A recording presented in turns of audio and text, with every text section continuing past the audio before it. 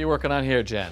Pruning. Okay. So I get so many questions what to use, which hand tool to use for pruning. So we have two types of pruners. We have the Anvil Pruner and we have the bypass pruner. So the difference between the two? This has more of a crushing device, and this is more of the blades bypass each other for a cleaner cut. Whereas this sort of sharp blade coming down to the blunt metal, touching it like a hammer to an anvil. Exactly. Interesting. So when do I use the anvil? Using bulk material, getting dead wood out of trees, somewhere where you don't necessarily need a precision cut.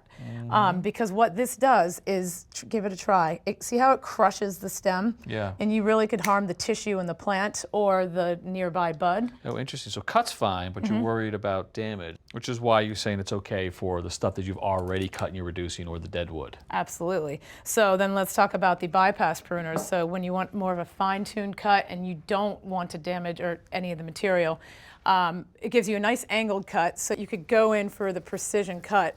So what you want to do, I want to take this one off, but you go back and look for the V of the plant right there, and it's a tight squeeze, so these pruners are perfect for just getting right in there.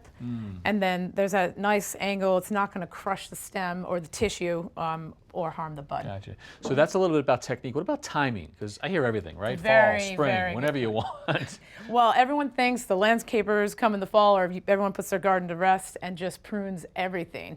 And that includes they're pruning off a lot of times flower heads for the next year. So rule of thumb is always prune right after something flowers. Which is different for different species. That can be all throughout the year, Right, depending you on have the plant. hydrangeas, you have lilacs, you have all different bloom times throughout the season. And that idea is what? That you want to give the plant as much time to regenerate the next bloom? Right, so it's called deadheading. You go in, and once that is cut off, the plant already knows to reset blooms for the next year. Right. So if you cut off a lilac in the spring, and that's going to be great. But if you cut off the buds in the fall, then you're not going to see the blooms next season. Right. So another thing important when you're done pruning, what I like to do is always sterilize your pruners. You could really transmit diseases from plant to plant. What is that? What I'm smelling there? Is that bleach? This is bleach. So 1 part bleach to 3 parts water. All you do is open the pruners up, dip them in, swirl it around. So the idea is that you can actually take the disease from one plant, transfer it to another, or even to another house in your case when you're working on Exactly. So this sterilizes it. Nice. So once you give it a little swirl, you dip it back in and just wash it off, and then so it doesn't rust. Cool. And then you're set for the next day. Good info. Thank you, Jen. You're welcome. Thanks for watching. This Old House has got a video for just about every home improvement project, so be sure to check out the others. And if you like what you see, click on the subscribe button to make sure that you get our newest videos right in your feed.